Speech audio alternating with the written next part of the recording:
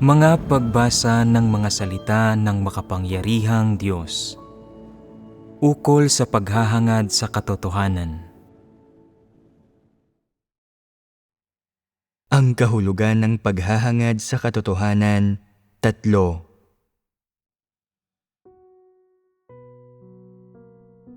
Ang pagiging may pinag-aralan at matino ay isang tradisyonal na kuro-kuro ng tao. Ganap na hindi ito naaayon sa katotohanan. Dahil salungat ito sa katotohanan, ano ang mismong dapat taglayin ng tao kung isasagawa niya ang katotohanan? Anong realidad ang kapag isinabuhay ay aayon sa katotohanan at sa mga hinihingi ng Diyos? Alam ba ninyo? Sa gayong pagbabahaginan, maaaring sabihin ng ilan, sinasabi mong ang pagiging may pinag-aralan at matino ay hindi naaayon sa katotohanan, na isa lang itong panlabas na mabuting pag-uugali. Kaya, hindi na lang kami magiging mga taong may pinag-aralan at matino. Mas magiging malaya ang buhay nang walang anumang limitasyon, hindi napipigilan ng anumang patakaran.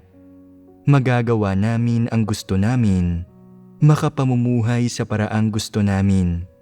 Magiging napakalaya namin kung ganoon. Mas malaya na kami ngayon dahil walang kaugnayan ang mabuting pag-uugali ng tao sa kanyang kahihinatnan. Hindi namin kailangang intindihin ang paglilinang, mga patakaran o anumang tulad niyon.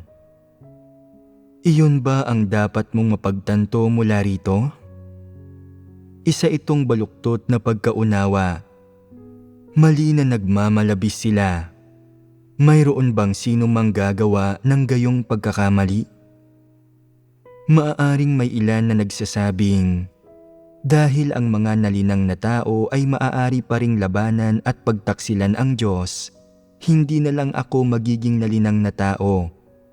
Nagsisimula na akong makadama ng pagkasuklam sa mga nalinang na tao.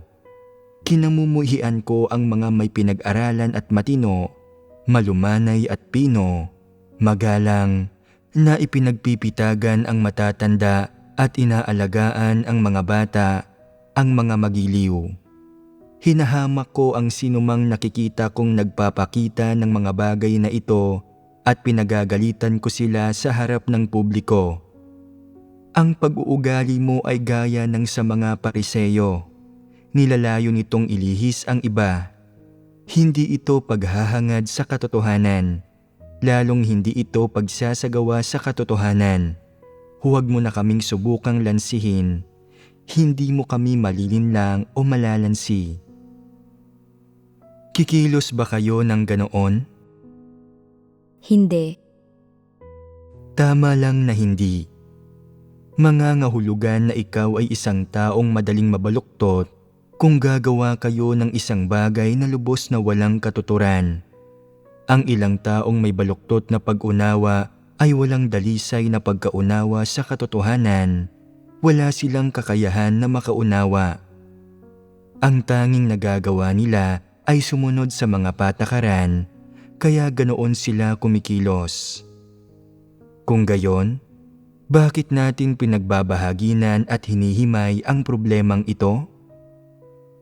Pangunahing para maipaunawa sa mga tao na ang paghahangad sa katotohanan ay hindi paghahangad sa panlabas na mabuting pag-uugali, ni hindi nito nilalayon na gawin kang taong maayos ang asal, lubos na may kontrol sa sarili at nalinang. Bagkus, nilalayo nitong maunawaan, isagawa mo ang katotohanan at magawa mong kumilos batay sa katotohanan. Ibig sabihin, ang lahat ng gagawin mo ay nakabatay sa mga salita ng Diyos, na lahat ito ay naaayon sa katotohanan. Ang mga pag-uugaling umaayon sa katotohanan at nakabatay sa mga salita ng Diyos ay hindi pareho ng pagiging may pinag-aralan at matino, ni hindi ito pareho sa mga pamantayang hinihingi sa tao ng tradisyonal na kultura at tradisyonal na moralidad. Magkaiba ang dalawang bagay na ito. Ang mga salita ng Diyos ay ang katotohanan, at ang mga ito lang ang pamantayan sa pagsukat ng kabutihan at kasamaan ng tao at ng kanyang tama at mali. Sa kabilang banda, ang pamantayan ng tradisyonal na kultura ng pagiging may pinag-aralan at matino ay malayong malayo sa pamantayan ng mga katotohanang prinsipyo.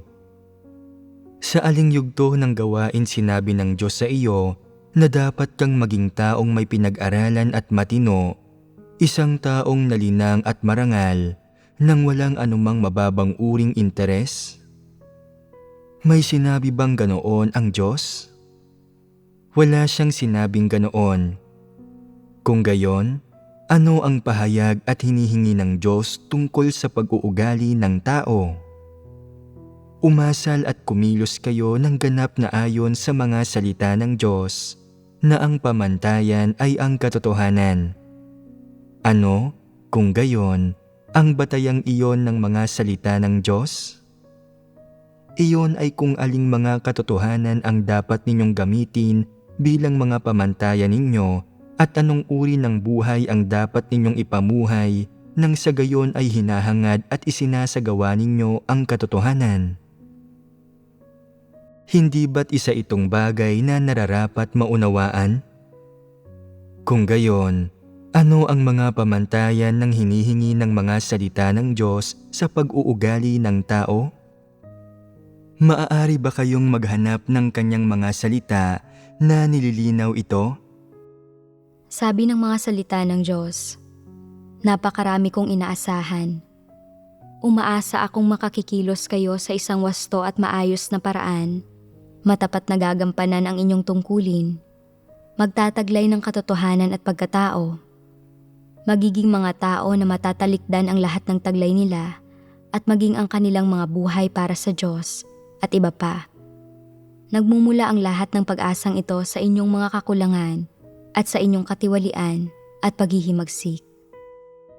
Ang lahat ng salitang iyon ay mga prinsipyo at hinihingi sa pag-asal ng tao. Kaya, ano ang iba pang salita ng Diyos na nauugnay sa partikular na pagsasagawa? May isa pang sipi na nagsasabing, dapat ay palaging nasa tahimik na kalagayan ang puso mo, at kapag may nangyari sa iyo, hindi ka dapat magpadalos-dalos, magkaroon ng pagkiling, maging matigas ang ulo, radikal, artipisyal o huwad, upang magawa mong kumilos ng may katwiran. Ito ang tamang pagpapamalas ng normal na katauhan. Medyo partikular na pagsasagawa iyon. Iyon ay mga partikular na pagtatakda at hinihingi para sa panlabas na pag-uugali at mga gawin ng tao. Maituturing ba ang mga iyon bilang batayan ng mga salita ng Diyos? Sapat na ba ang pagiging partikular ng mga ito? Basahin ninyong muli ang mga ito. Dapat ay palaging nasa tahimik na kalagayan ang puso mo. At kapag may nangyari sa iyo, hindi ka dapat magpadalos-dalos, magkaroon ng pagkiling, maging matigas ang ulo, radikal, artipisyal, o huwad, upang magawa mong kumilos ng may katwiran. Ito ang tamang pagpapamalas ng normal na katauhan. Bigyang pansin ang mga item na iyon. Ang mga iyon ang mga prinsipyong dapat ninyong itaguyod kapag kumilos kayo sa hinaharap. Sinasabi ng mga ito sa mga tao na dapat silang matuto na makatwirang harapin ang mga bagay-bagay sa kanilang mga asal at kilos, at dagdag pa rito, dapat magawa nilang hanapin ang mga katotohanang prinsipyo ng batay sa pagkilos ng may konsensya at katwiran. Umasal at kumilos ka ng ganito at magkakaroon ka ng mga prinsipyo pati na landas ng pagsasagawa. Iyong ilang bagay na pinag-usapan natin, kapag may nangyari sa iyo, hindi ka dapat magpadalos-dalos, magkaroon ng pagkiling, maging matigas ang ulo, radikal, artipisyal, o huwad upang magawa mong kumilos ng may katwiran. Madali bang gawin ang mga bagay na ito? Talagang kayang gawin ang lahat ng ito matapos ang isang panahon ng pagsasanay. Kung may isang taong tunay na hindi makagawa sa mga ito, ano ang dapat gawin? Magiging ayos lang ito basta't gagawin mo lang ang isang bagay. Ibig sabihin, kapag nahaharap ka sa isang issue o nakikisalamuha ka sa iba, kahit papaano, may isang bagay na dapat itaguyod. Dapat kang umasal at kumilos sa paraang nakakapagpatibay sa iba. Ito ang pinakabatayang punto. Kung isasagawa at susundin mo ito, nang ayon dito at nang ito ang iyong pamantayan, sa pangkalahatan ay hindi ka magdudulot ng anumang malaking pinsala sa iba at hindi ka rin mawawalan ng malaki. Umasal at kumilos ka sa paraang nakakapagpatibay sa iba. Mayroon ba iyong mga detalye? Huwag mong ibatay ang iyong pansariling kasiyahan sa pinsala sa mga interes ng ibang tao. Huwag mong itatag ang iyong kaligayahan at kagalakan sa ibabaw ng pagdurusa ng ibang tao. Iyan ang ibig sabihin ng magpatibay. Ano ang pinakabatayang paraan para maunawaan ang pagpapatibay? Nangangahulugan ito na dapat katanggap-tanggap ang pag-uugali mo sa ibang tao ayon sa pagsukat ng konsensya at katwiran ng pagkatao. Dapat ay nakaayon ito sa konsensya at katwiran ng pagkatao. Hindi ba't ang sinumang may normal na pagkatao ay maipamumuhay ito? Sabihin ng may isang taong nagpapahinga sa silid at pumasok ka roon nang walang pakialam sa paligid mo at nagsimula kang kumanta at magpatugtog ng musika. Katanggap-tanggap ba iyon? Hindi ba't pagtatatag iyon ng katuwaan at kasiyahan mo sa ibabaw ng pagdurusa ng iba? Kung ang isang tao ay nasa gitna ng pagbabasa ng mga salita ng Diyos o pagbabahagi tungkol sa katotohanan at basta mo na lang talakayin sa kanya ang sarili mong mga issue, pagrespeto ba iyon sa kanya? Hindi ba't hindi iyon nakapagpapatibay sa kanya? Ano ang ibig sabihin ng hindi nakapagpapatibay?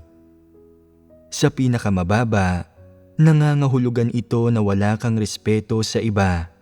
Hindi mo dapat antalahin ang pananalita o mga kilos ng iba. Hindi ba't isang bagay iyon na kayang magawa ng normal na pagkatao? Kung hindi mo magawa iyon, wala ka talagang konsensya o katwiran. Makakamit ba ng mga walang konsensya o katwiran ang katotohanan? Hindi. Ang pagsasagawa sa katotohanan ay isang bagay na tanging ang mga may konsensya at katwiran kahit papaano ang makagagawa.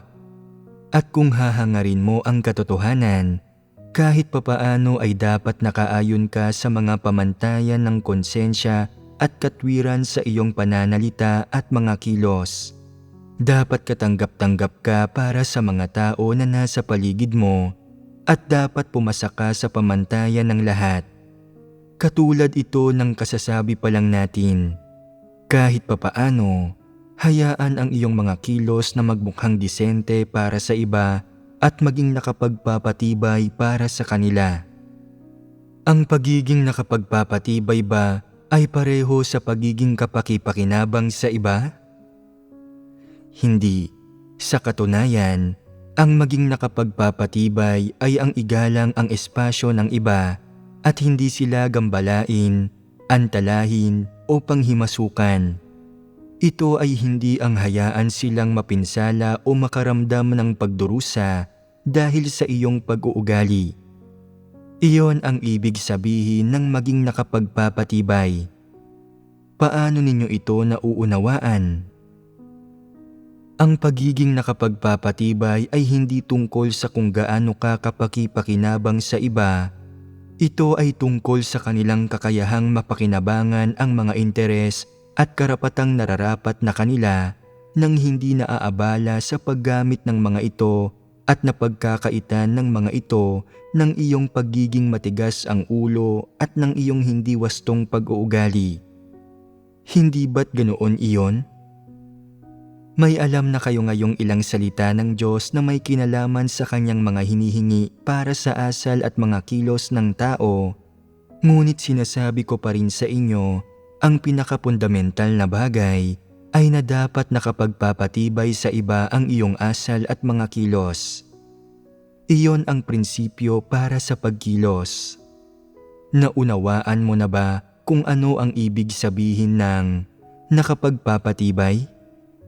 May ilan na hindi iniisip kung napapatibay ba ng kanilang pananalita at kilos ang ibang tao, ngunit sinasabi nilang sila ay mga taong may pinag-aralan at matino. Hindi ba't panloloko iyon? Ang pagiging nakapagpapatibay sa iba sa asal at kilos, hindi ba't may aral na dapat matutunan mula roon? Maaaring isa itong pagpapakita ng pag-uugali, ngunit madali ba itong maisakatuparan? Kung nauunawaan ng isang tao ang kaunting katotohanan, malalaman niya kung paano kumilos ng naaayon sa mga prinsipyo, kung paano kumilos sa paraang nakapagpapatibay sa iba, at kung paano kumilos sa paraang kapaki-pakinabang sa iba. Kung hindi nauunawaan ng isang tao ang katotohanan, hindi niya malalaman kung ano ang gagawin. Makakikilos lang siya ng umaasa sa kanyang mga kurukuro at imahinasyon. Hindi kailanman hinahanap ng ilang tao ang katotohanan sa kanilang pang-araw-araw na buhay, anuman ang mangyari sa kanila. Kumikilos lang sila ayon sa kanilang mga kagustuhan nang walang pakialam kung ano ang nararamdaman ng iba dahil dito. May mga prinsipyo ba sa gayong pagkilos? Dapat magawa ninyong makita kung mayroong mga prinsipyo roon, hindi ba? Lahat kayo ay madalas na nagtitipon at nagbabasa ng mga salita ng Diyos. Kung talagang nakauunawa kayo ng kaunting katotohanan, makapagsasagawa at makapag-aasikaso kayo ng ilang gawain ng ayon sa mga katotohanang prinsipyo. Ano ang nararamdaman mo sa gayong pagsasagawa? Ano ang nararamdaman dito ng iba? Kung pagsisikapan mong damahin iyon, malalaman mo kung anong uri ng pagsasagawa ang nakapagpapatibay sa iba. Karaniwan, kapag may nangyayari sa inyo, anuman ito, hindi ninyo pinag-iisipan ang mga totoong issue ng kung paano kumilos sa paraang nauugnay sa normal na pagkatao o sa pagsasagawa sa katotohanan. Kaya, kapag may nangyayari sa inyo, kung may magtatanong sa inyo kung anong uri ng pagsasagawa o kilos ang makapagpapatibay sa iba, mahihirapan kayong sumagot na para bang walang malinaw na landas. Ang pawang ibinabahagi ko sa mga pagtitipon ay ang mga problemang ito sa totoong buhay, ngunit kapag nahaharap kayo sa mga ito, hindi kayo kailanman nakasasabay at palaging nabablangko ang isip ninyo. Hindi ba't may kakulangan dito? Ano kung gayon ang nakamit ninyo sa inyong pananalig sa Diyos? Kaunting doktrina, kaunting salawikain lamang. Kayo ay salat na salat at labis na nakakaawa.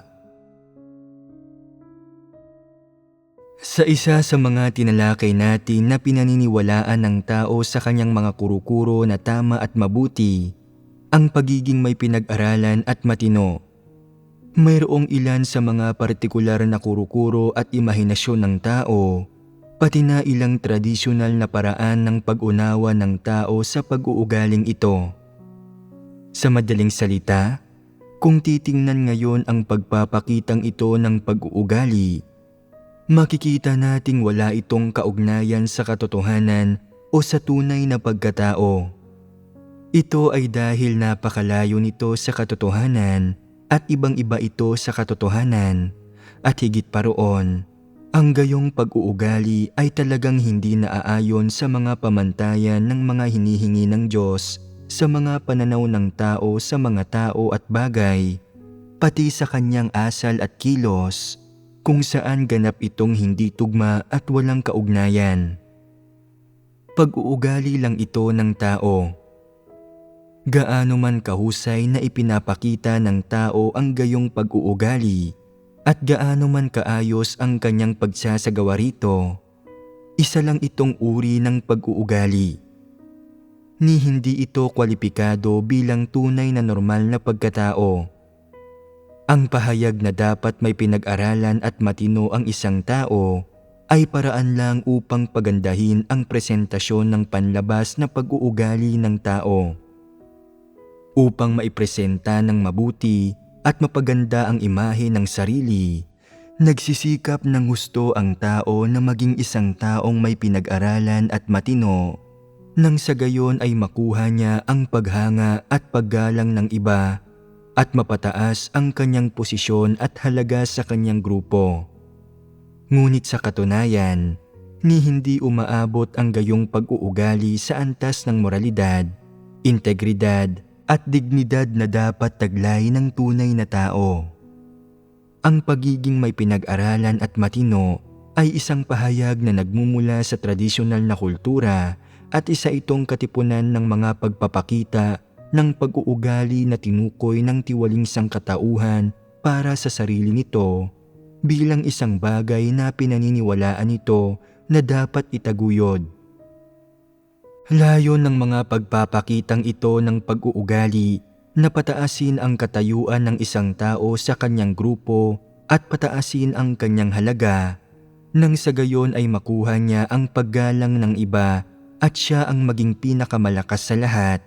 Isang taong hindi manganganib na kamuhian o apihin sa kanyang grupo. Wala talagang kinalaman ang panlabas na pag-uugaling ito sa moralidad o kalidad ng pagkatao, ngunit masyado itong pinapahalagahan at binibigyang importansya ng tao. Tingnan mo kung gaano kalaking panlilin lang iyon. Sa makatuwid, kung ang kasalukuyan mong paghahangad ay ang maging isang taong may pinag-aralan at matino at kinokontrol mo ang iyong pag-uugali, nagsisikap ng husto sa iyong paghahangad at pagsasagawa sa mithiing maging may pinag-aralan at matino, hinihimok kitang itigil ito kaagad. Ang mga gayong pag-uugali at pamamaraan ay magiging dahilan lang para lalo kang magbalat kayo at maging mapagpaimbabaw, at habang nangyayari iyon, lalo kang malalayo sa pagiging isang matapat na tao, isang simple at bukas na tao. Habang mas nagsisikap kang maging isang taong may pinag-aralan at matino, mas lalo kang magbabalat kayo, at habang mas nagbabalat kayo ka, habang mas lumalalim ang iyong pagbabalat kayo, mas mahihirapan ang iba na sukatin o unawain ka, at mas malalim na makukubli ang iyong tiwaling disposisyon. Kapag ginawa mo iyon, magiging napakahirap na makamit ang pagtanggap sa katotohanan at kaligtasan. Kaya, batay sa mga puntong ito, ang daan ba ng paghahangad na maging isang taong may pinag-aralan at matino ay pareho sa daan ng paghahangad sa katotohanan? Ito ba ang wastong paghahangad? Hindi ba't mayroong higit na panlinin lang sa iba at sa sarili sa likod ng pag-uugali na pagiging may pinag-aralan at matino na iba pa sa negatibong diwa at mga negatibong resulta nito? Ang isang taong may pinag-aralan at matino ay maraming kahindik-hindik na bagay na inililihim, at higit pa sa mga iyon, nagtatago siya ng lahat ng uri ng mga maling kaisipan, kuro-kuro, pananaw, saloobin at ideya na hindi alam ng iba, na nakaririmarim, di ka nais-nais, masama at kamuhi-muhi para sa ibang tao. Nagkukubli sa likod ng mabuting pag-uugali ng isang taong may pinag-aralan at matino ang kanyang mas tiwaling disposisyon. Ang gayong tao, sa likod ng pagpapakitang iyon ng pag-uugali, ay walang tapang na harapin ang kanyang tiwaling disposisyon, wala rin siyang lakas ng loob na aminin ang kanyang tiwaling disposisyon. Lalong wala siyang tapang at lakas ng loob na magtapat tungkol sa kanyang tiwaling disposisyon, baluktot na kaalaman, masasamang kaisipan, layunin at mithiin, o maging sa kanyang mga mapaminsalang pag-iisip na puno ng lason. Napakarami niyang itinatago at walang nakakakita ng mga ito. Ang nakikita lang ng mga tao ay ang di umano'y mabuting tao na nasa harapan nila na mayroong mabuting pag-uugali ng pagiging may pinag-aralan at matino. Hindi ba't panlilin lang ito? Ang kabuuan ng pag-uugali, pagganap, paghahangad at diwa ng taong iyon ay isang panlilin lang. Nililin lang niya ang iba at nililin lang niya ang kanyang sarili. Ano ang magiging kahihinatnan ng gayong tao sa huli? Para maging isang taong may pinag-aralan at matino, tinalikdan niya ang Diyos, tinalikuran niya ang tunay na daan at itinataboy siya ng Diyos.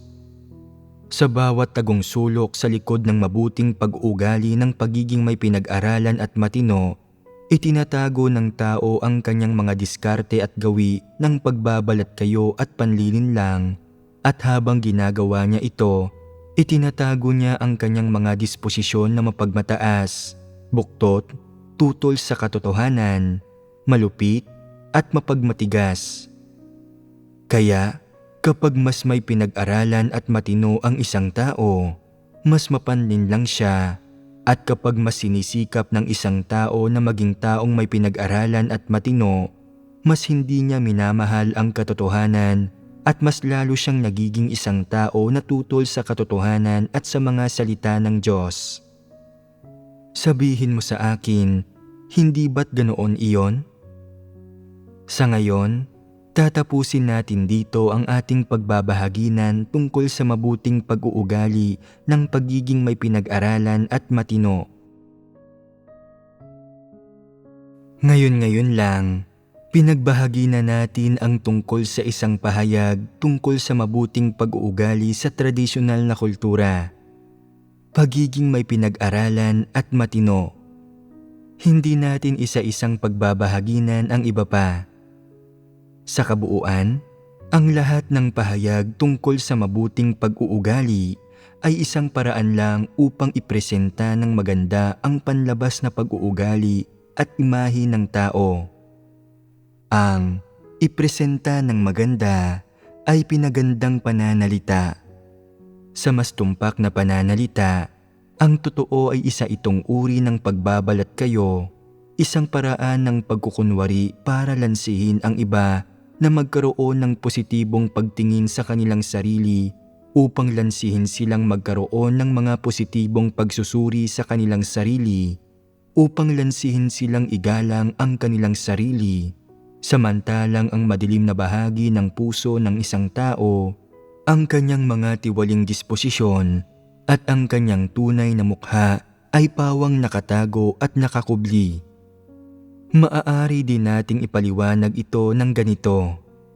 Ang nakatago sa ilalim ng sinag ng mabubuting pag-uugaling ito ay ang mga tiwaling tunay na pagkatao ng bawat miyembro ng tiwaling sangkatauhan. Ang nakatago ay ang bawat miyembro ng masamang sangkatauhan na may mapagmataas na disposisyon, mapanlinlang na disposisyon, malupit na disposisyon, at disposisyon ng pagiging tutol sa katotohanan. Hindi mahalaga kung ang panlabas na pag-uugali ng isang tao ay may pinag-aralan at matino o malumanay at pino, o kung siya man ay magiliw, madaling lapitan, mapagpitagan sa matatanda at maalaga sa mga bata, o anuman, alinman sa mga ito ang ipinapakita niya. Panlabas na pag-uugali lang ito na nakikita ng iba. Hindi siya nito maaakay tungo sa mabuting pag-uugali hanggang sa pagkakilala sa kanyang kalikasang diwa. Bagamat magandang tingnan ang tao na may panlabas na pag-uugali ng pagiging may pinag-aralan at matino, malumanay at pino, madaling lapitan at magiliw. Kaya ang buong mundo ay maganda ang impresyon sa kanya. Hindi maitatangging talagang umiiral ang mga tiwaling disposisyon ng tao sa likod ng mabubuting pag-uugaling ito.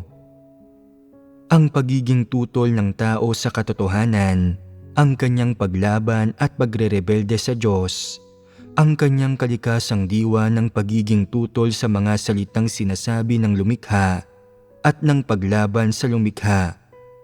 Tunay na umiiral ang mga ito roon. Walang hindi totoo roon.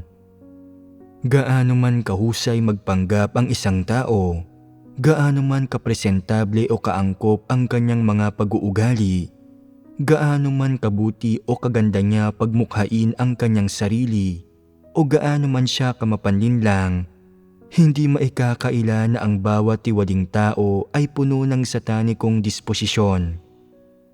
Sa likod ng maskara ng panlabas na pag-uugaling ito, lumalaban at naghihimagsik pa rin siya sa Diyos. Lumalaban at naghihimagsik sa lumikha.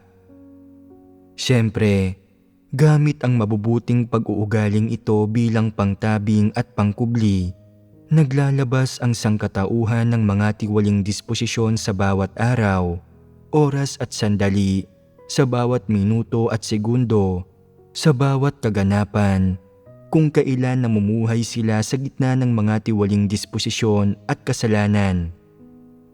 Isa itong hindi maitatangging katunayan. Sa kabila ng mga presentableng pag-uugali, kasiyasiyang salita at huwad na panlabas ng tao, hindi man lang nabawasan ang kanyang tiwaling disposisyon, ni hindi man lang ito nagbago dahil sa mga panlabas niyang pag-uugaling iyon. Sa kabaligtaran, dahil nakukubli siya ng mga panlabas na mabubuting pag-uugaling ito, kaya palaging lumalabas ang kanyang tiwaling disposisyon at hindi siya kailanman tumitigil sa paghakbang tungo sa paggawa ng masama at paglaban sa Diyos. At syempre pa, dahil napangingibabawan siya ng kanyang malulupit at mga buktot na disposisyon, tuloy-tuloy na lumalawak at lumalago ang kanyang mga ambisyon, pagnanasa at labis-labis na hinihingi. Sabihin mo sa akin, nasaan ang taong magalang, magiliw at madaling lapitan na ang imaheng ipinamumuhay at ang batayan ng kanyang asal at mga kilos ay positibo at naaayon sa mga salita ng Diyos sa katotohanan? Nasaan ang taong may pinag-aralan, matino, malumanay, at pino na nagmamahal sa katotohanan, na handang hanapin sa mga salita ng Diyos ang direksyon at mithiin ng kanyang buhay, na nag-ambag sa kaligtasan ng sangkatauhan? May mahahanap ka bang ganoong tao? Ang totoo, sa sangkatauhan, kapag mas may kaalaman ang isang tao, kapag mas may pinag-aralan siya, at kapag mas mayroon siyang mga ideya, katayuan, at reputasyon, bagamat maaaring matawag siyang isang taong may pinag-aralan at matino, magiliw, at madaling lapitan, mas maaaring makalihis ng mga tao ang mga pahayag na isinusulat niya, at mas marami siyang nagagawang kasamaan, at mas matindi ang kanyang paglaban sa Diyos. Ang mga may mas mataas na reputasyon at katayuan ay mas lalong nanlilihis ng iba, at mas matindi ang paglaban nila sa Diyos. Tingnan sa buong sangkatauhan ang mga sikat na tao, mga dakilang tao, mga intelektual, tagapagturo, manunulat, revolusyonaryo, mahusay na politiko o ang sinumang matagumpay sa isang larangan. Sino sa kanila ang walang pinag-aralan at hindi matino, hindi madaling lapitan at hindi magiliw? Sino sa kanila ang hindi kumilos sa panlabas sa paraang nakakuha ng papuri ng iba at karapat-dapat sa paggalang ng iba? Subalit, sa katunayan, ano ba ang naiambag nila sa sangkatauhan? Naakay ba nila ang sangkatauhan sa tamang landas o nailigaw ba nila ito? Naakay ba nila ang sangkatauhan sa ilalim ng kapamahalaan ng lumikha o naakay ba nila ito sa paanan ni Satanas? Hinayaan ba nilang makibahagi ang sangkatauhan sa kataas-taasang kapangyarihan, pagtustos at patnubay ng lumikha o hinayaan ba nila itong harapin ang pagyurak, pagmamalupit at pang-aabuso ni Satanas? Sa lahat ng bayani, tanyag, dakila, mataas ang katayuan, pambihira at makapangyarihang tao sa kasaysayan, alin sa kanilang awtoridad at katayuan ang hindi nakamit mula sa pagpatay ng milyon-milyong tao? Alin sa kanilang reputasyon ang hindi nakamit mula sa kanilang panlilinlang, panlilihis at panghihimok sa sangkatauhan? Sa panlabas, mukha silang madaling lapitan sa kanilang pang-araw-araw na pakikisalamuha sa iba at napakagaan nilang kasama. Tinatrato nila ang iba bilang kanilang kapantay at magiliw sila sa kanilang pananalita. Ngunit ibang-iba ang ginagawa nila kapag walang nakakakita sa kanila. Nagpapakana ang ilan sa kanila na mambitag ng iba. Ang ilan ay nanlalansi upang atakihin at pinsalain ang iba. Ang iba ay naghahanap ng mga pagkakataong makapaghiganti. Sa napakaraming pagkakataon, karamihan ng mga politiko ay malupit at mapaminsala sa mga tao. Nakuha nila ang kanilang katayuan at impluwensya sa pamamagitan ng panunupil at pananamantala sa napakaraming tao, subalit sa mga pampublikong lugar, sila ay mukhang madaling lapitan at may magiliw na pag-uugali. Ang nakikita ng mga tao ay ang kanilang imaheng malumanay at pino, may pinag-aralan at matino at mapagkumbaba. Sa panlabas, sila ay magalang at malumanay at pino, ngunit sa likod niyon, pumapatay sila ng napakaraming tao, kinakamkam ang mga ari-arian ng napakaraming tao, pinangingibabawan at pinaglalaruan ang napakaraming tao. Magagandang salita ang sinasabi nila, ngunit masasamang bagay ang ginagawa nila at nagsisermon sila mula sa kanilang entablado nang walang kahihiyan at pakundangan. Tinuturuan nila ang iba kung paano maging mga taong madaling lapitan, may pinag-aralan at matino, kung paano maging mga taong nag-aambag sa bansa at sa sangkatauhan, kung paano maglingkod sa mga tao at maging mga tagapaglingkod ng publiko, kung paano ilaan ang sarili sa bansa. Hindi ba't kawalang kahihiyan iyon? Silang lahat ay makapal ang mukha at suwapang. Sa madaling salita, ang pagiging isang taong may mabuting pag-uugali na tumatalima sa tradisyonal na mga kuro-kuro ng moralidad ay hindi paghahangad sa katotohanan. Hindi ito paghahangad na maging tunay na nilalang. Bagkus, maraming madilim at di mababanggit na lihim ang nakatago sa likod ng paghahangad sa mabubuting pag-uugaling ito. Anumang uri ng mabuting pag-uugali ang hinahangad ng tao, ang mithiin sa likod nito ay walang iba kundi para magustuhan at igalang sila ng mas maraming tao, para mapataas ang sarili niyang katayuan at para isipin ng mga tao na kagalang-galang siya at karapat-dapat sa tiwala at atas.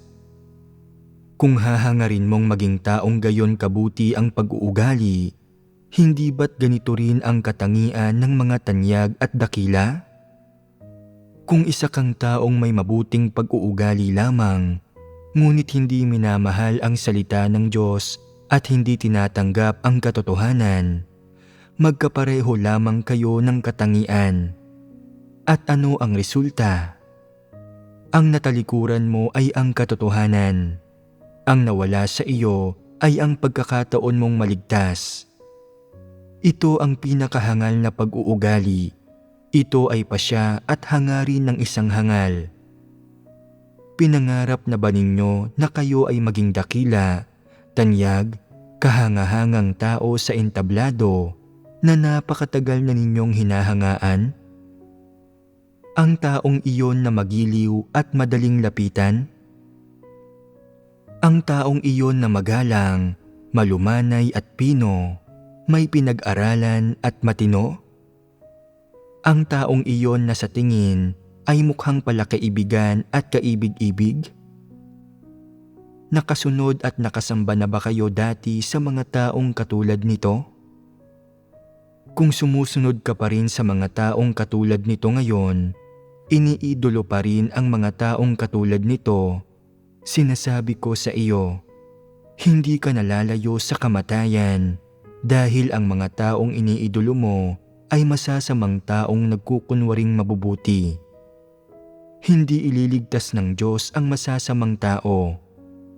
Kung iniidolo mo ang masasamang tao at hindi mo tinatanggap ang katotohanan, sa huli ay pupuksain ka rin.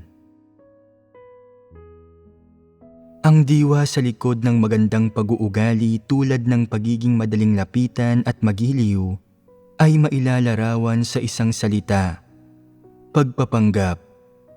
Ang gayong magandang pag-uugali ay hindi nagmumula sa mga salita ng Diyos, ni resulta ng pagsasagawa ng katotohanan o pagkilos ayon sa prinsipyo. Ano ang nagbubunga nito? Nagmumula ito sa mga motibo at pakana ng mga tao mula sa kanilang pagpapanggap, pagkukunwari, panlilinlang. Kapag kumakapit ang mga tao sa magagandang pag-uugaling ito, ang layon ay makuha ang mga bagay na gusto nila. Kung hindi, hinding-hindi nila iaagrabyado ang sarili nila sa ganitong paraan at hinding-hindi sila mamumuhay ng salungat sa sarili nilang mga pagnanasa. Ano ang ibig sabihin ng mamuhay ng salungat sa sarili nilang mga pagnanasa? Ito ay na ang tunay nilang kalikasan ay hindi katulad ng inaakala ng mga tao na maganda ang ugali, matapat, malumanay, mabait, at mabuti. Hindi sila nabubuhay ayon sa konsensya at katinuan. Sa halip, nabubuhay sila upang makamtan ang isang partikular na layon o pangangailangan. Ano ang tunay na kalikasan ng isang tao? Ito ay pagiging lito at mangmang. Kung wala ang mga batas at kautosang ipinagkaloob ng Diyos, wala sanang ideya ang mga tao kung ano ang kasalanan. Hindi ba't ganito dati ang sangkatauhan?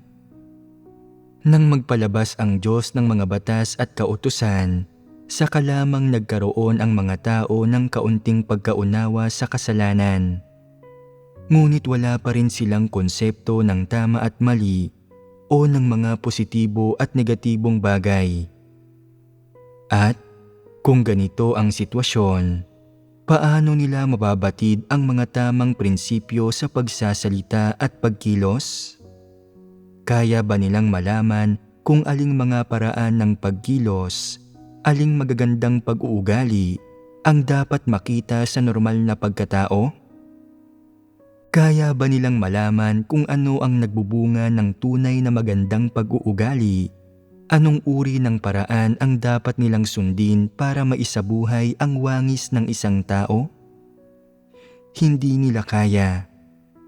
Dahil sa satanikong kalikasan ng mga tao, dahil sa kanilang likas na gawi, kaya lamang nilang magpanggap at magkunwari na namumuhay sila ng disente at may dignidad, na siyang nagpasimula ng mga panlilinlang na tulad ng pagiging may pinag-aralan at matino, malumanay at pino, magalang, ipinagpipitagan ang matatanda at inaalagaan ang mga bata, at pagiging magiliw at madaling lapitan.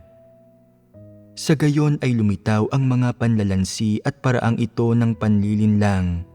At nang lumitaw ang mga ito, piniling kumapit ng mga tao sa isa o ilan sa mga panlilinlang na ito. Ang ilan ay piniling maging magiliw at madaling lapitan. Ang ilan ay piniling maging may pinag-aralan at matino, malumanay at pino. Ang ilan ay piniling maging magalang, na ipagpitagan ang matatanda at alagaan ang mga bata, ang ilan ay piniling maging lahat ng bagay na ito. Subalit iisa ang tawag ko sa mga taong may gayong magagandang pag-uugali. Anong katawagan iyon? Makikinis na bato. Ano ang makikinis na bato? Iyon ang makikinis na bato sa mga ilog na nakiskis at napakintab ng umaagos na tubig sa loob ng maraming taon, kaya wala ng anumang matatalim na gilid. At kahit maaaring hindi masakit tapakan ang mga iyon, maaaring madulas doon ang mga tao kung hindi sila mag-iingat. Sa anyo at hugis, napakagaganda ng mga batong ito, ngunit kapag naiuwi na ninyo ang mga ito, medyo walang silbi ang mga ito. Hindi ninyo maaatim na itapon ang mga ito, ngunit wala rin namang dahilan para itago ang mga ito, at ganyan ang makinis na bato. Para sa akin, ang mga taong may ganitong mukhang magagandang pag-uugali ay nakalulunos. Nagkukunwari silang mabuti sa panlabas, ngunit hindi talaga nila tinatanggap ang katotohanan. Nagsasabi sila ng mga bagay na masarap pakinggan, ngunit hindi sila gumagawa ng anumang tunay. Sila ay walang iba kundi makikinis na bato. Kung magbabahagi ka sa kanila tungkol sa katotohanan at sa mga prinsipyo, kakausapin kanila tungkol sa pagiging malumanay at pino at magalang. Kung kakausapin mo sila tungkol sa pagkilatis sa mga antikristo, kakausapin kanila tungkol sa pagpipitagan sa matatanda at pangangalaga sa mga bata at pagiging may pinag-aralan at matino. Kung sasabihin mo sa kanila na kailangang mayroong mga prinsipyo sa pag-asal ng isang tao, na kailangang hanapin ng isang tao ang mga prinsipyo sa kanyang tungkulin at hindi mapagmatigas na kumilos, ano ang magiging saloobin nila? Sasabihin nila, ibang usapin ang pagkilos alinsunod sa mga katotohanang prinsipyo. Gusto ko lang namang maging may pinag-aralan at matino at sang-ayunan ng iba ang mga kilos ko. Basta't ipinagpipitagan ko ang matatanda at inaalagaan ang mga bata at sinasang-ayunan ako ng iba, sapat na iyon. Interesado lang sila sa mabubuting pag-uugali, hindi sila tumutuon sa katotohanan. Sa pangkalahatan ay nagagawa nilang ipagpitagan ang matatanda, ang mga may mas mataas na posisyon, iyong mga may kwalifikasyon, iyong mga kinikilalang may magandang pag-uugali at reputasyon sa grupo, habang inaalagaan din ng husto at ng may pagmamahal ang mga komunidad ng mga bata at vulnerable. Mahigpit nilang itinataguyod ang panlipunang tuntunin na pagpipitagan sa matatanda at pangangalaga sa mga bata upang ipakitang marangal sila. Gayunpaman, hindi maitatanggi na kapag nagkasalungat ang kanilang mga interes at ang tuntuning iyon, isasantabi nila ang tuntuning iyon at poprotektahan ang kanilang mga interes ng ura-urada at nang hindi pinagdurusahan ang mga pagpigil ng sinuman. Bagamat ang kanilang mabuting pag-uugali ay umaani ng pagsang-ayon ng lahat ng nakakasalamuha nila, ng kakilala nila o pamilyar sa kanila, ang hindi maikakaila ay kahit na ginagawa nila ang mabubuting pag-uugaling ito na pinupuri ng iba, hindi sila nagtatamo ng kahit kaunting kawalan sa kanilang mga sariling interes at ipinaglalaban nila ang kanilang mga interes sa anumang paraang kinakailangan nang hindi pinagdurusahan ang mga pagpigil ng sinuman. Ang kanilang pagpipitagan para sa matatanda at pangangalaga sa mga bata ay pansamantalang pag-uugali lang, binuo sa pundasyon ng hindi pagsagabal sa kanilang mga sariling interes. Limitado ang saklaw nito sa isang paraan ng pag-asal. Kaya nila itong gawin sa mga sitwasyon na hindi talaga nito naaapektuhan o nalalabag ang kanilang mga interes, Ngunit kapag prioridad ang kanilang mga interes, sa huli ay iyon ang mga ipaglalaban nila. Kaya, sa katunayan, ang kanilang pagpipitagan sa matatanda at pangangalaga sa mga bata ay hindi nakasasagabal sa kanilang paghahangad sa kanilang mga interes, hindi rin ito napipigilan ang paghahangad na iyon. Ang pag-uugali na pagpipitagan sa matatanda at pangangalaga sa mga bata ay isang mabuting pag-uugali na nagagawa lang ng mga tao sa ilang partikular na sitwasyon basta't hindi ito nakasasagabal sa kanilang mga interes. Hindi ito isang bagay na nagmumula sa loob ng buhay ng isang tao sa kanyang kaibuturan. Gaano man na isasagawa ng isang tao ang gayong pag-uugali, gaano katagal man siyang nakapagpapatuloy, hindi nito mababago ang mga tiwaling disposisyon na sinasandalan ng tao para mabuhay. Nangangahulugan ito na bagamat ang isang tao ay maaaring hindi taglay ang mabuting pag-uugaling ito, naglalabas pa rin siya ng mga tiwaling disposisyon. Subalit kapag nagkaroon na siya ng mabuting pag-uugaling ito, hindi bumubuti o nababago kahit kaunti ang kanyang mga tiwaling disposisyon.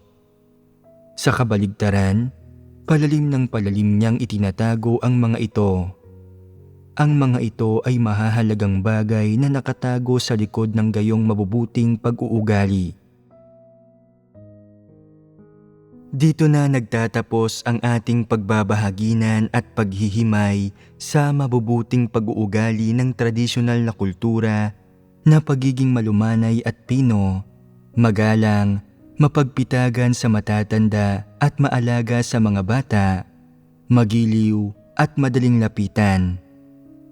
Ang mga ito ay katulad ng pagiging may pinag-aralan at matino at halos magkakapareho ang mga ito sa diwa. Walang kabuluhan ang mga ito. Dapat nabitiwan ng mga tao ang mabubuting pag-uugaling ito. Ang dapat pagsumikapan ng mga tao na makamtan ng gusto ay ang gawin nilang batayan ang mga salita ng Diyos at gawing pamantayan ang katotohanan. Saka lamang sila makakapamuhay sa liwanag at makakapagsabuhay sa wangis ng isang normal na tao. Kung nais mong mabuhay sa liwanag, dapat kang kumilos ayon sa katotohanan. Dapat kang maging isang matapat na tao na nagsasabi ng matatapat na salita at gumagawa ng matatapat na bagay. Ang mahalaga ay ang magkaroon ng mga katotohanang prinsipyo sa pag-asal ng isang tao. Kapag nawala sa mga tao ang mga katotohanang prinsipyo at nagtuon lamang sila sa magandang pag-uugali, hindi maiiwasang magpasimula ito ng panloloko at pagpapanggap. Kung walang prinsipyo sa pag-asal ng mga tao, gaano man kaganda ang kanilang asal, mga mapagpaimbabaw sila. Maaari nilang malihis sandali ang iba, ngunit hindi sila magiging katiwa-tiwala. Kapag kumilos at umasal ang mga tao ayon sa mga salita ng Diyos, saka lamang sila magkakaroon ng tunay na pundasyon. Kung hindi sila umaasal ayon sa mga salita ng Diyos at tumutuon lamang sila sa pagpapanggap na kumikilos sila ng maayos, magiging mabubuting tao ba sila dahil dito? Talagang hindi. Ang magagandang doktrina at pag-uugali ay hindi mababago ang mga tiwaling diwa ng tao at hindi mababago ng mga ito ang kanyang diwa.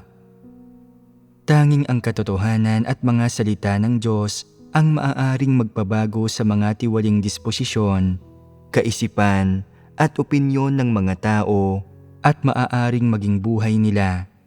Ang pinaniniwalaan ng tao sa kanyang tradisyonal na kultura at sa kanyang mga kuro-kuro na iba't ibang mabuting pag-uugali tulad ng pagiging may pinag-aralan at matino, malumanay at pino, magalang, mapagpitagan sa matatanda at maalaga sa mga bata, pagiging magiliw at pagiging madaling lapitan ay mga pag-uugali lang.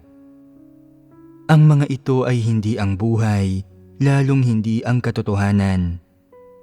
Ang tradisyonal na kultura ay hindi ang katotohanan, gayon din ang anuman sa mabubuting pag-uugaling isinusulong nito.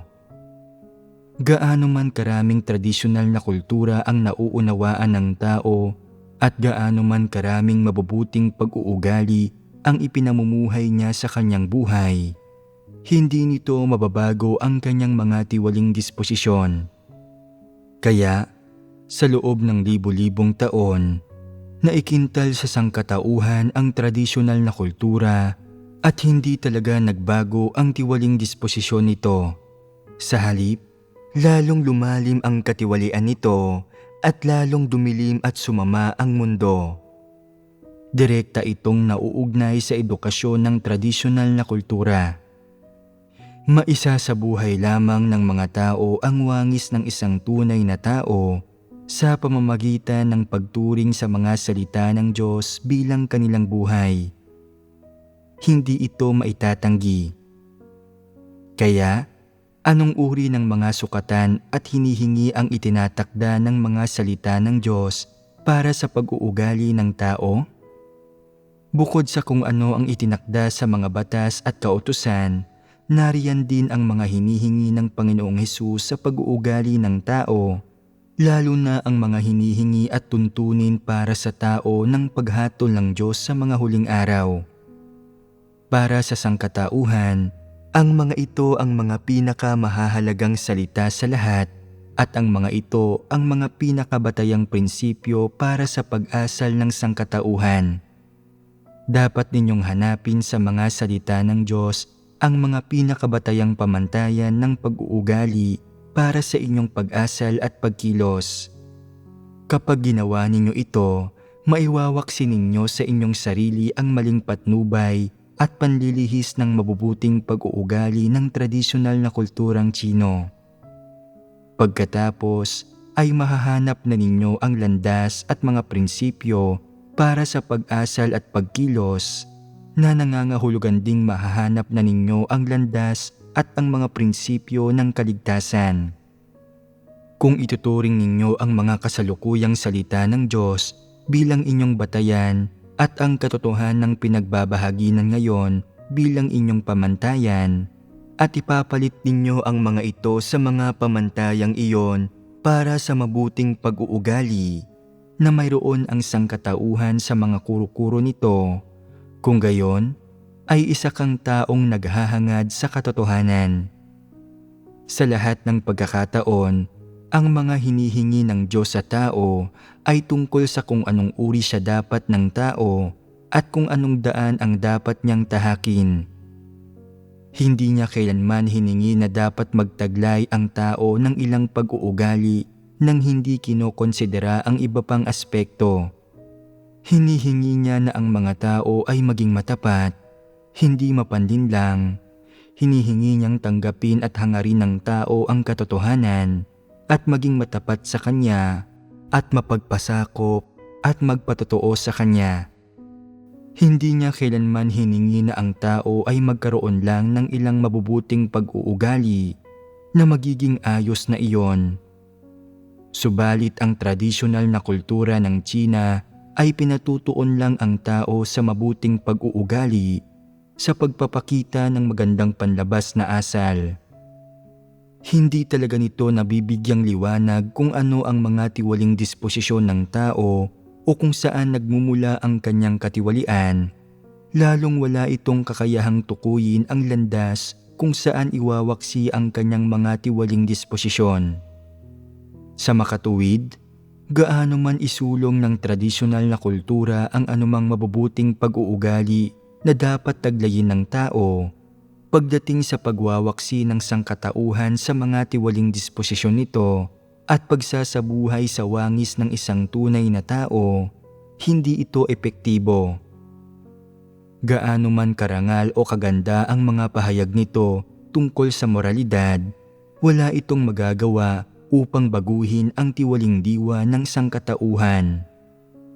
Sa ilalim ng pagkikintal at impluensya ng tradisyonal na kultura, maraming hindi namamalayang bagay ang nangyari sa tiwaling sangkatauhan. Ano ang ibig sabihin ng hindi namamalayan dito?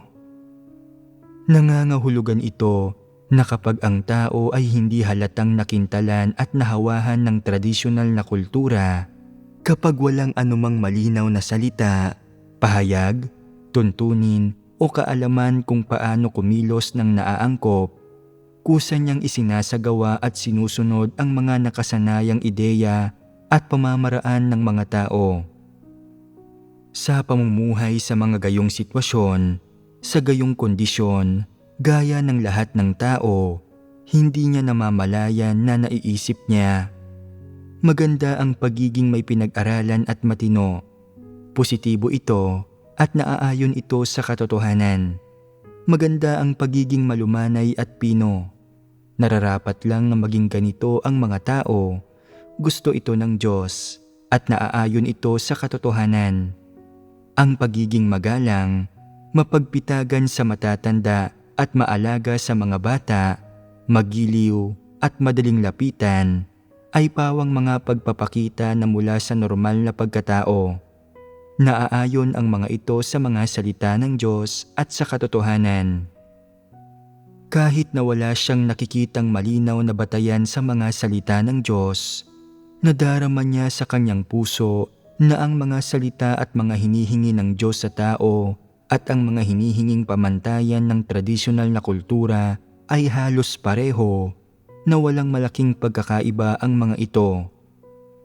Hindi ba't pagbabaluktot at maling pagpapakahulugan ito sa mga salita ng Diyos?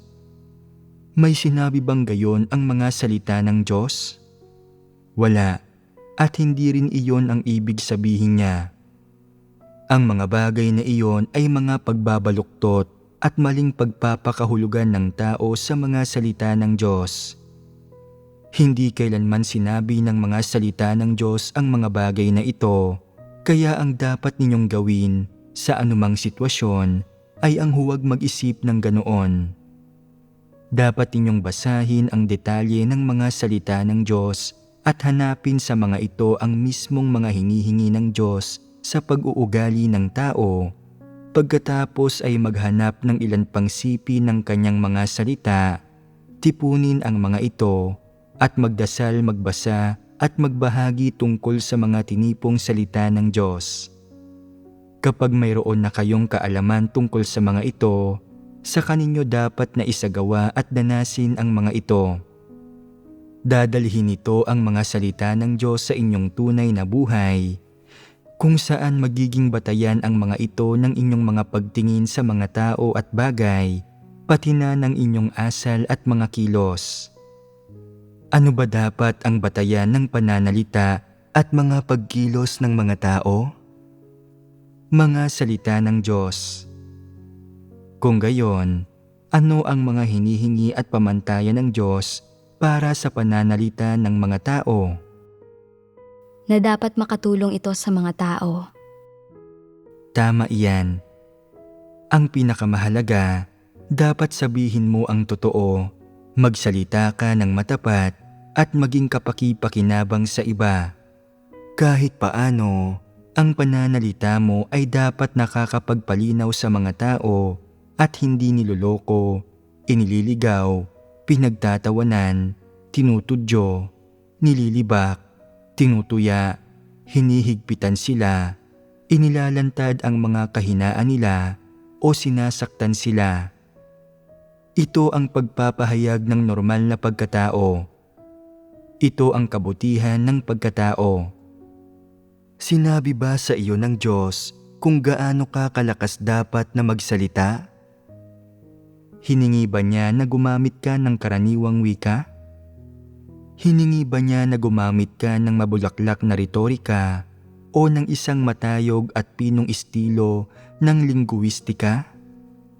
Wala siyang hiningi sa anumang mababaw, mapagpaimbabaw, huwad at walang kabuluhang bagay na iyon. Ang hinihingi ng Diyos ay pawang mga bagay na dapat taglay ng normal na pagkatao, mga pamantayan at prinsipyo para sa wika at pag-uugali ng tao. Hindi mahalaga kung saan ipinanganak ang isang tao o o kung anong wika ang kanyang sinasalita. Ano't ano man, ang mga salitang sinasabi mo, ang estilo ng pagkakasabi at nilalaman ng mga ito ay dapat na nakapagpapatibay sa iba.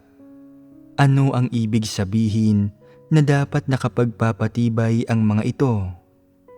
Ibig sabihin, kapag narinig ng ibang tao ang mga ito, madarama nila na totoo ang mga ito at makakukuha sila ng pagtustos at tulong mula sa mga ito at mauunawaan nila ang katotohanan at hindi na sila malilito o madaling malilihis ng iba.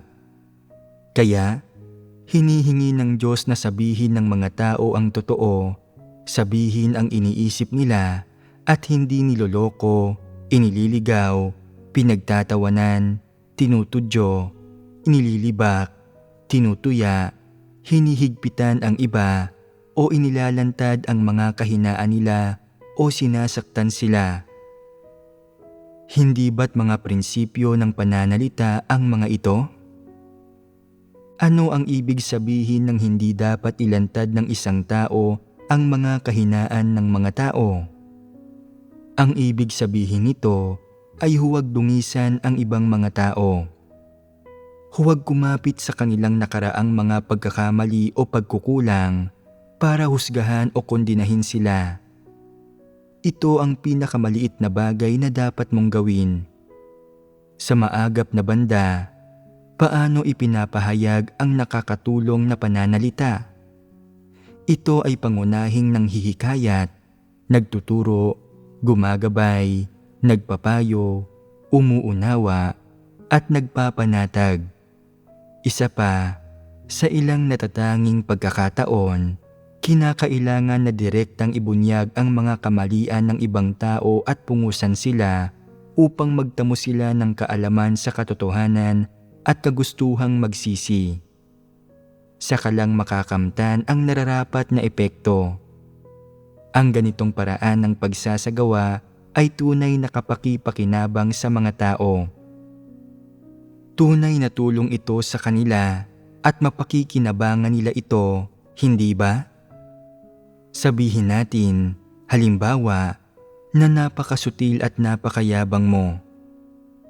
Hindi mo ito namalayan kahit kailan, ngunit lumitaw ang isang taong lubos na nakakakilala sa iyo at sinabi niya sa iyo ang problema. Iniisip mo sa sarili mo, sutil ba ako? Mayabang ba ako?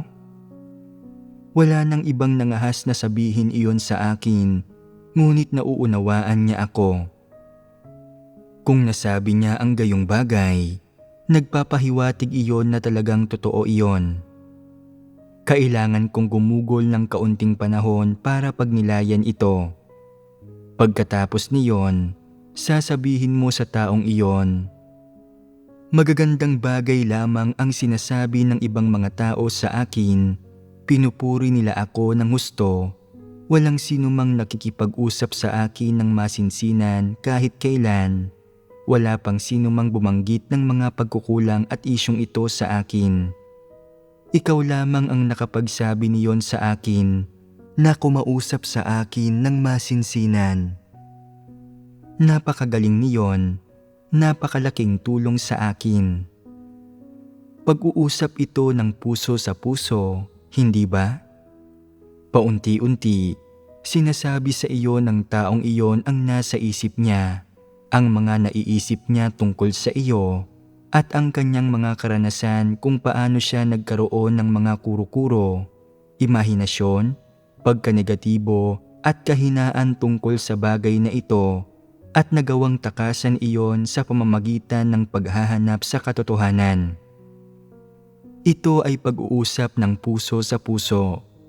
Ito ay pagniniig ng mga kaluluwa. At ano, sa kabuuan, ang prinsipyo sa likod ng pagsasalita? Ito iyon, sabihin ang nasa puso mo at banggitin ang mga tunay na karanasan mo at kung ano talaga ang iniisip mo. Ang mga salitang ito ang may pinakamalaking pakinabang sa mga tao. Tinutustusan ng mga ito ang mga tao. Tinutulungan sila ng mga ito. Positibo ang mga ito. Tumangging sambitin ang mga pekeng salitang iyon, ang mga salitang iyon na walang pakinabang o hindi nagpapatibay sa mga tao. Maiiwasan itong mapinsala sila o matisod sila na magsasadlak sa kanila sa pagkanegatibo at magkakaroon ng negatibong epekto. Dapat kang magsalita ng mga positibong bagay. Dapat kang magsumikap na tulungan ang mga tao hanggat kaya mo para makinabang sila, para matustusan sila, para magkaroon sila ng tunay na pananampalataya sa Diyos. At dapat mong tulutan ang mga tao na matulungan at makinabang ng gusto mula sa iyong mga karanasan sa mga salita ng Diyos at sa paraan ng paglutas mo ng mga problema at magawang maunawaan ang landas ng pagdanas ng gawain ng Diyos at pagpasok sa katotohanan ng realidad na magtutulot sa kanilang magkaroon ng buhay pagpasok at lumago ang kanilang buhay. Napawang epekto ng pagkakaroon ng mga prinsipyo sa iyong mga salita at pagpapatibay nito sa mga tao. Bukod dito, kapag nagsasama-sama ang mga tao para magtsismisan at maghagikikan, hindi iyon maprinsipyo. Ang inilalabas lamang nila ay ang kanilang mga tiwaling disposisyon. Hindi ito batay sa mga salita ng Diyos at hindi nila itinataguyod ang mga katotohanang prinsipyo. Ang lahat ng ito ay mga pilosopiya ng tao para sa mga makamundong pakikitungo. Namumuhay sila ayon sa pagmamanipula ng kanilang mga tiwaling disposisyon.